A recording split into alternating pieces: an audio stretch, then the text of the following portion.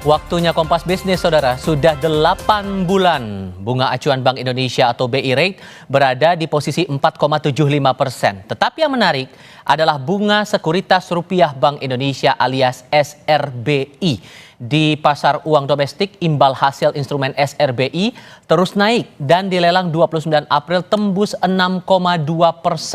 Bank Indonesia bilang kenaikan ini untuk menarik minat investor asing agar masuk ke Indonesia. Tujuan utamanya adalah menjaga stabilitas nilai tukar rupiah.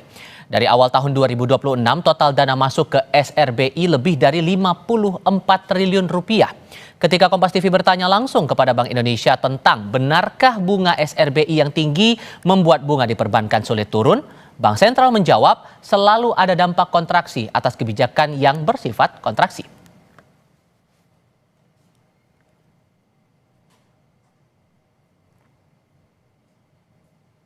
Ekonom bilang bunga SRBI yang lebih tinggi dibandingkan dengan bunga acuan sudah menjadi tugas utama Bank Indonesia, khususnya menjaga nilai tukar rupiah agar stabil. Bank Sentral, karena disitulah fungsi Bank Sentral untuk menstabilisasi ketika mata uang negaranya itu mengalami volatility yang sangat ekstrim, volatility atau fluktuatif yang sangat ekstrim. Jadi BI itu sebagai stabilisator. So di sini kita nggak bisa ngomong kata ya, oh BI sudah apa tadi memanjakan investor asing lah. Bukan itu konteksnya. Tapi memang itu tupoksi yang harus dikerjakan oleh Bank Indonesia. Setahu saya, key performance indicator BI itu ya tadi stabilitas moneter kan. Nilai jual rupiah fisik kembali menembus level terendah terhadap dolar Amerika Serikat dengan menembus angka 17.500-an. Dari situs falas sejumlah bank besar di Indonesia terpantau nilai jual rupiah fisik kian tinggi alias melemah terhadap dolar Amerika pada penutupan perdagangan 4 Mei 2026. Kurs Bank Sentral Asia menunjukkan angka jual tertinggi di level 17.523 per dolar, sementara angka beli di 17.223 rupiah. Bank Rakyat Indonesia menjual rupiah fisik di 17.470 per dolar dan beli 17.318. Bank Mandiri dan Bank Negara Indonesia menawarkan nilai jual rupiah fisik yang sama, yakni 17.420 per dolar, sementara nilai beli masing-masing di 17.120 dan 17.320. Sementara dari Gisdor Bank Indonesia menghadapi dolar Amerika, rupiah pada hari Senin pekan ini mengalami penguatan tipis di level 17.368 dari penutupan perdagangan Kamis pekan lalu pada level 17.378.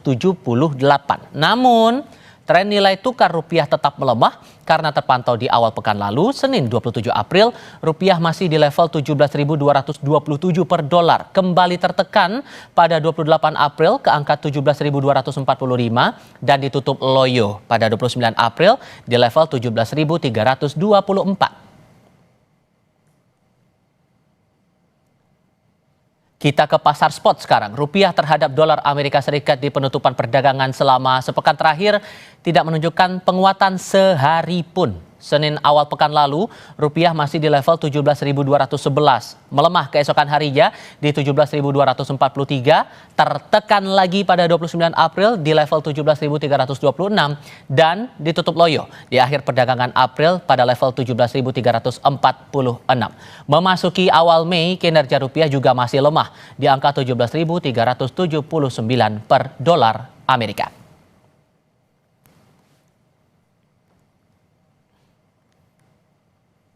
Nilai jual rupiah fisik diperbankan babak belur dengan menembus angka 17.500 per dolar Amerika.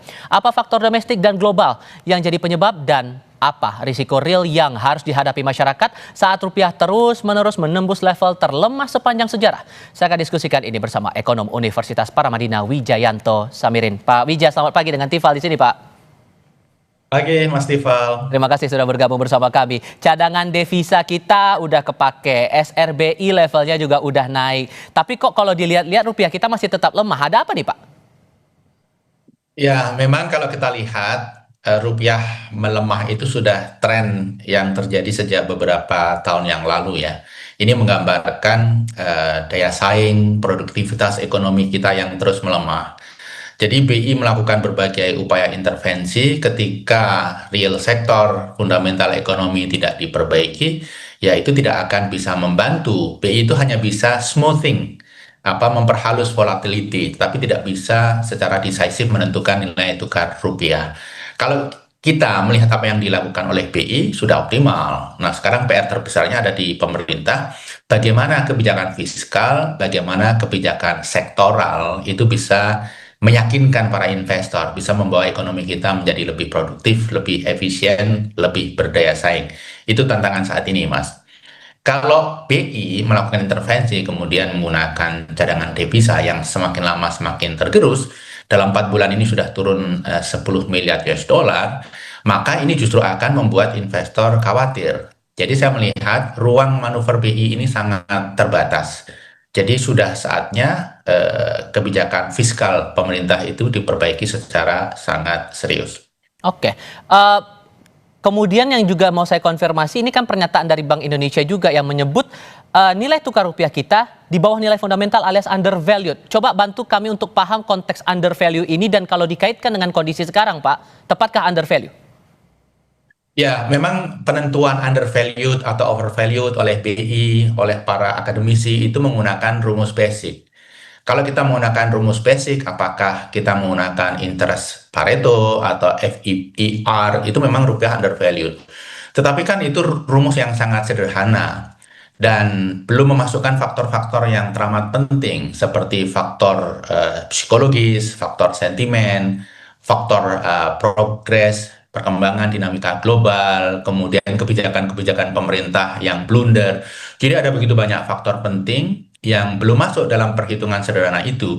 Jadi kalau menurut saya, ya secara teori ada value, tetapi yang paling penting adalah nilai tukar di pasar saat ini, karena itu yang paling valid, itu adalah bagaimana investor melihat Indonesia dan melihat rupiah. Oke. Bantu saya untuk paham lagi dan mungkin ini jadi penegasan, karena Anda sudah sempat singgung di sebelumnya, Pak, masalah penjualan rupiah secara fisik kita udah tembus di atas 17.500-an per dolar. Kalau kita lihat selain menyalahkan global terus karena sekarang kondisi geopolitik juga lagi nggak menentu, untuk konteks fundamental Anda sudah sempat singgung, tapi secara dalam konteks fiskal moneter kita ini udah lagi di posisi yang kayak gimana sih, Pak, sebetulnya? Ya, ini 80% faktor domestik, bukan faktor global. Buktinya rupiah itu dalam 6 bulan terakhir itu melemah terhadap 85% mata uang di dunia. 85%, jadi hampir semua. Kemudian rupiah juga melemah terhadap hampir seluruh mata uang di ASEAN. Apakah itu Singapura dolar, ringgit Malaysia, Vietnam, kemudian Filipina, kemudian Thailand, kita melemah semua. Ini menggambarkan bahwa problemnya ada di kita. Nah, tadi Mas Tifal menyinggung faktor fiskal, faktor moneter, ya memang permasalahannya di situ. Kalau di fiskal, selama ini investor, kita semua belum melihat pemerintah secara serius berusaha memperbaiki profil APBN kita.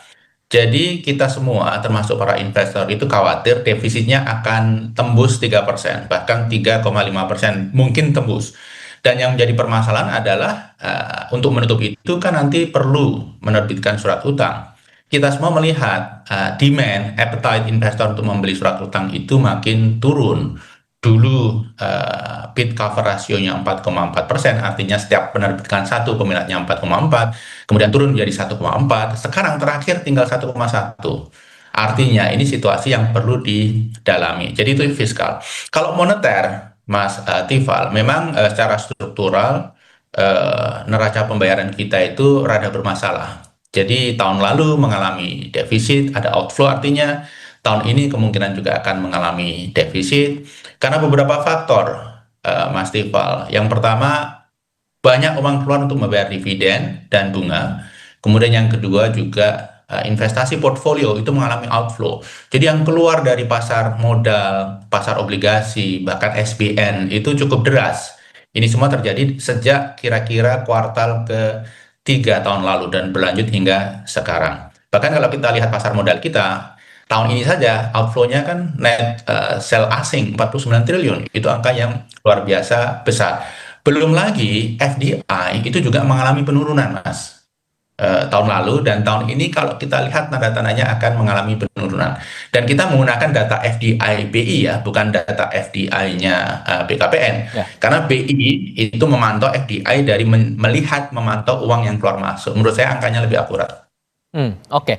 Kalau dikaitkan dengan kondisi ke masyarakat di akar rumput, Pak, seandainya rupiah ini terus melemah, sekalipun kita mendengar bahwa kondisi rupiah under value itu kata BI, kemudian dari otoritas terkait juga bilang ini kondisi masih terkendali. Kalau tren ini, pelemahan ini masih akan terus terjadi, hal apa yang paling dirasakan di level akar rumput, di level masyarakat? Efeknya kemana nanti, Pak? Oh, efeknya kemana-mana, hampir ke semua aspek kehidupan. Kita lihat saja misalnya BBM. Kan 62,5% BBM kita impor, gitu ya. Dan itu dalam US dollar harganya, termasuk yang diproduksi di domestik. Kemudian 70% LPG kita impor. Kemudian bahan baku petrokimia yang di pabrik-pabrik di Indonesia itu 50% impor. Kemudian banyak juga kebutuhan barang kita yang impor, bahkan makanan itu impor, gandum dan lain sebagainya, buah-buahan. Jadi ini akan berdampak ke hampir semua sektor kehidupan. Kita mengenalnya dengan istilah imported inflation. Dan imported inflation tahun ini akan menjadi sangat dominan, Mas Tifal. Karena dua faktor. Yang pertama, harga komoditas global sendiri terutama energi naik akibat perang Iran. Ditambah lagi dengan penurunan nilai tukar rupiah. Jadi sudah harganya naik dalam US dollar menjadi semakin naik lagi dalam rupiah. Sementara masyarakat kita pendapatannya dalam rupiah. Jadi akan end to end, Mas. Termasuk kalau Mas Tifal suka bepergian ke luar negeri, traveling, itu akan kelihatan sekali kenaikan biayanya. Haji, umroh, menyekolahkan anak, jadi end to end impact-nya. Oke. So, karena begini, kalau melihat angka 17.000 untuk nilai tukar kita itu seolah ada trauma psikologis di kita bahwa ini mengingatkan di kondisi krisis tahun 98, Pak. Adakah hal yang membedakan 17.000 di saat itu dengan level 17.000 yang ada saat ini? Ya, karena kita harus menghitung dampak inflasi ya, karena selama 25 tahun lebih ini kan impact inflasinya luar biasa besar, inflasi dalam US dollar ya. Jadi 17.000 saat itu barangkali 17.000 sekarang ini barangkali hanya 6.000, 8.000 saat itu. Jadi kita harus memikirkan itu, time value of money dari sisi inflasi. Jadi tidak bisa membandingkan neck to neck gitu ya, 17.000 di masa lalu dan 17.000 saat ini. Tetapi memang ya cara berpikir masyarakat dan kebanyakan orang kan seperti itu. Jadi ini yang justru lebih penting. Kemudian yang menurut saya sangat beda situasi sekarang dengan situasi tahun 98 adalah 98 itu yang bermasalah adalah swasta. Mereka eksesif meminjam dalam US dollar, kemudian diinvestasikan di Indonesia, kemudian mereka mendapatkan revenue dalam rupiah, sehingga ini yang membuat imbalance nilai tukar. Kalau saat ini swasta sebenarnya sudah sangat hati-hati, perbankan sudah sangat hati-hati. Permasalahannya justru di pemerintah. Jadi secara fiskal pemerintah masih kurang berhati-hati, sehingga betul-betul ini kuncinya ada di pemerintah. Semoga segera menyadari, tidak kompleksen dan memperbaiki diri. Nah, kemudian hal yang lain adalah Mas Tifal, tahun 98 itu diikuti dengan turbulensi politik. Nah, ini sebenarnya yang sangat berpengaruh. Kita tentunya tidak berharap apa yang terjadi saat ini berakhir pada turbulensi politik. Tapi ada kesamaan yang nyata 98 dan tahun ini. Apa itu? Pemerintah sama-sama merasa complacent. Tahun 98 kita mengatakan rupiah lebih kuat dari BAT, lebih kuat dari Singapura dolar, ringgit, dan lain sebagainya. Sehingga kita complacent, tidak melakukan antisipasi, terjadilah krisis. Nah, saat ini kita juga melihat complacency itu sangat kental di pemerintah. Jadi sense of crisis-nya masih belum muncul. Nah, kita berharap pemerintah mulai bersiap, mulai mengantisipasi hal terburuk. Oke, maka konteks kehati-hatian ini wujud konkretnya bagaimana Pak otoritas terkait biar memastikan ke publik bahwa ya kalau emang betul under value memang kondisinya terkendali walaupun melemah ya memang terlihat dari berbagai sektor, berbagai efek yang dikhawatirkan di awal itu memang tidak akan terjadi Pak. Apa yang bisa dilakukan? Ya, yang paling konkret adalah perbaiki situasi fiskal. Tunda program-program mahal yang sebenarnya tidak urgent dan bisa ditunda. Apa itu? berkali-kali disebutkan MBG, Koperasi Desa Murah Putih, kemudian membeli senjata, apakah itu TNI maupun Polri, dan berbagai program yang lain. Kemudian yang paling penting juga adalah kita harus melakukan transformasi rezim subsidi di Indonesia. Selama ini subsidi yang kita berikan itu sifatnya fix, ini memberatkan APBN kita. Kita harus mendorong rezim subsidi yang adaptif.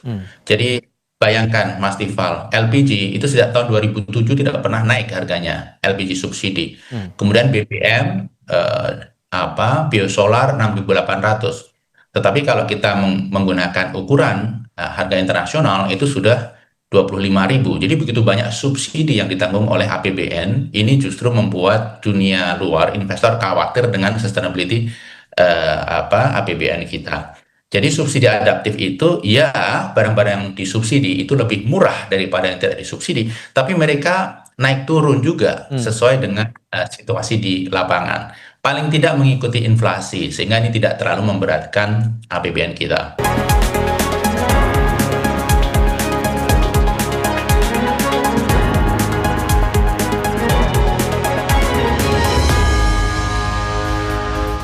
Melanjutkan diskusi Pak Wija, hari ini kan rencananya BPS, Badan Pusat Statistik, akan mengumumkan angka pertumbuhan ekonomi kuartal 1 tahun 2026.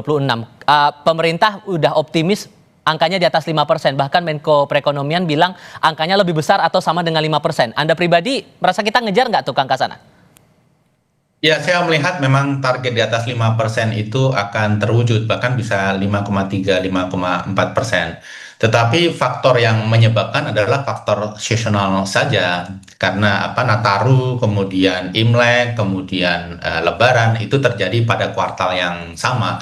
Di tahun lalu kan Lebaran terjadi di kuartal kedua, jadi simple masalah itu saja. Kemudian yang kedua barangkali memang upaya pemerintah untuk melakukan spending di awal itu juga sedikit membantu. Tapi kalau kita kaitkan dengan nilai tukar rupiah, ya ini tidak terlalu berdampak karena sifatnya seasonal dan hanya kuartal saja. Rupiah baru berdampak ketika pertumbuhan ekonomi kita itu sifatnya struktural, fundamental, dan tinggi dalam waktu yang cukup panjang. Itu baru ada dampaknya. Oke, kalau kemudian gambarannya begini, tercapai angka 5% ke atas, atau kita sebut sajalah dengan optimisme dari Pak Menko Perekonomian angkanya 5,5%, tapi melemah nilai tukar rupiah sampai sekarang, angka pertumbuhan itu masih dibilang kredibel nggak sih Pak dengan kondisi yang ada ini? Ya, saya rasa kredibel, tetapi nilai tukar rupiah itu kan tidak menggunakan pertumbuhan kuartal ini saja sebagai referensi. Dia akan melihat pertumbuhan, forecast pertumbuhan tahun ini, bahkan pertumbuhan tahun-tahun ke depan. Nah, kalau kita lihat kan World Bank masih memproyeksikan pertumbuhan kita tahun ini 4,7%, IMF 4,9%. Jadi itu yang sebenarnya angka yang tidak terlalu menggembirakan bagi Indonesia yang masih dalam level middle income. Jadi kalau kita lihat kuartal 1 ini angkanya mungkin valid 5,4% kalau itu pun terjadi dan ini kredibel. Tetapi kembali faktor seasonal yang menyebabkan ini. Artinya pemerintah tidak melakukan apapun, pertumbuhan kuartal pertama ya akan lebih tinggi daripada kuartal-kuartal biasanya karena faktor Lebaran, Imlek, dan Nataru tadi. Dan pelemahan ini kalau terus berlanjut Pak, apakah akan memicu turbulensi dalam tanda kutip untuk pertumbuhan kita di kuartal 2 ini? Ya, ini jelas akan berdampak ya, karena akan mengerus daya beli masyarakat. Sementara daya beli masyarakat, konsumsi rumah tangga itu sekitar 60% GDP kita. Daya beli masyarakat tergerus karena imported inflation tadi, harga energi naik, kemudian biaya travel naik, barang konsumsi bahkan makanan naik, semuanya naik sehingga mereka mengerem konsumsi. Dan volume transaksi pasti akan turun karena itu. Belum lagi kita melihat faktor-faktor dunia usaha yang melihat rupiah mengalami volatilitas dan cenderung melemah, mereka pasti akan mengerem ekspansi. Dan ini dampaknya luar biasa, tidak hanya bagi penciptaan lapangan kerja, tapi juga bagi dinamika ekonomi yang ujung-ujungnya adalah pertumbuhan ekonomi. Bisa di bawah 5% nggak untuk kuartal 2 ini potensinya dengan berbagai dinamika itu tadi, Pak? Saya yakin hampir pasti di bawah 5% untuk kuartal kedua. Kisarannya berapa kira-kira kalau Anda menghitung-hitung dan kayaknya bakal relevan di angka rentang berapa gitu? 4,5-4,7%. Itu hitung-hitungan kasar saya. Apalagi ditambah dengan pertumbuhan kuartal kedua tahun 2025 yang mengejutkan semua orang. Diumumkan 5,12%, padahal banyak pihak yang memperkirakan itu hanya 4,8-4,85%. Jadi, karena ada unsur pertumbuhan tahun lalu diinflate, dan kalau kita membandingkan year on year pertumbuhan ekonomi kuartal kedua tahun ini kan dibandingkan kuartal kedua tahun yang lalu. Basisnya tinggi sehingga ini akan mendorong pertumbuhan ekonomi kuartal 2 ini lebih rendah. Oke. Maka apa solusi konkretnya kalau begitu, Pak? Seandainya kuartal 2 sampai pada analisis atau perkiraan Anda itu tadi, masihkah perlu ada intervensi dalam bentuk instrumen baru mungkin atau memperbesar bantuan sosial bagi masyarakat yang berpotensi turun kelas, terutama mereka yang ada di level menengah itu? Ya, ada beberapa hal yang perlu dilakukan oleh pemerintah, tetapi prinsipnya pemerintah dalam situasi berat seperti ini tidak perlu memaksakan pertumbuhan ekonomi yang tinggi, yang akhirnya mengorbankan sustainability fiskal, tetapi fokus kepada kualitas pertumbuhan ekonomi yang baik. Jadi tumbuh 4,7%, 4,8% itu sudah bagus dalam situasi saat ini, asal kualitasnya baik. Jadi apa yang bisa dilakukan oleh pemerintah? Ya, itu tadi. Perbaiki spending APBN, kemudian yang tidak kalah penting adalah melakukan transformasi rezim subsidi. Karena subsidi ini sekarang membebani APBN luar biasa, kemudian banyak sekali yang salah sasaran. Karena subsidi kita adalah subsidi barang, bukan subsidi orang, sehingga orang yang tidak berhak bisa mengakses produk-produk itu. Bahkan harga yang berbeda itu men-trigger orang-orang untuk melakukan price arbitrage, membeli barang murah, dipindah kemasan, dijual mahal. Jadi hal-hal ini hanya bisa diantisipasi ketika pemerintah melakukan bukan universal subsidy, tapi targeted subsidy. Bukan subsidi barang, tetapi subsidi orang. Dan saya mengusulkan pemerintah itu mengkonsolidasi seluruh subsidi. Sekarang ini kan subsidi pupuk, subsidi bahan bakar, subsidi LPG, kemudian subsidi beras, itu terpisah. Dikonsolidasikan saja dalam satu sistem, kemudian diberikan dalam bentuk transfer, bisa cash ataupun poin yang hanya bisa dibelanjakan untuk produk-produk yang disubsidi itu. Secara teknologi ini sudah sangat mudah, sangat mungkin dilakukan, apalagi didorong pembayarannya pakai kris misalnya. Selama kita tidak memperbaiki rezim subsidi ini, maka akan ada begitu banyak uang negara yang keluar tidak tepat sasaran. Dan selain ini membebani fiskal, ini juga tidak akan memperbaiki kualitas pertumbuhan ekonomi karena ketimpangan itu akan makin menganga. Oke. Kalau kemudian potensi dari pertumbuhan kuartal 2 bakal tertekan menurut Anda, kalau untuk nilai tukar kita di kuartal 2 ini ada kemungkinan buat terkoreksi lebih dalam atau justru masih ada celah dalam tanda kutip harapan posisinya akan menguat, Pak? Selama pemerintah tidak melakukan perubahan yang dramatis terkait kebijakan fiskal, kebijakan sektoral, maka rupiah akan terus melemah. Apakah itu kuartal kedua, kuartal ketiga, kuartal keempat. Jadi ini kuncinya memang ada di tangan pemerintah untuk melakukan berbagai upaya perbaikan. Sehingga ekonomi kita makin solid, makin meyakinkan investor asing, termasuk pelaku usaha.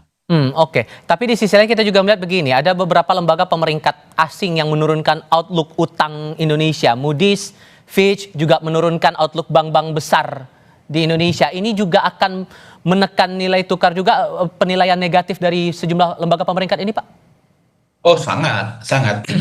Jadi bank itu kan urat nadi ekonomi kita. Ketika ekonominya bermasalah, maka bank-bank ini juga akan mengalami masalah. Ketika ekonomi melemah, bank-bank ini akan mengalami permasalahan, semakin sulit melempar kredit, kemudian NPL-nya akan meningkat. Itu kira-kira gambarannya. Dan ketika kredit rating negara itu turun, sangat solid, sangat bisa dipastikan kredit rating bank-bank besar yang sistemik itu juga turun. Dan ketika bank itu turun, yang terjadi adalah capital outflow. Mayoritas mereka kan adalah bank listed, perusahaan terbuka, yang sahamnya listed di Bursa Efek Indonesia, sehingga kita lihat bank-bank besar itu harga sahamnya turun karena asing menjual, bahkan investor domestik pun menjual. Ini akan menekan nilai tukar rupiah dari dampak tidak langsung berupa capital outflow tadi. Oke. Pak Wijayanto Samirin, terima kasih banyak sudah berdiskusi dan berbagi pandangan bersama saya hari ini. Sehat selalu ya Pak, selamat pagi. Terima kasih Mas Ival. Terima kasih kembali Bapak.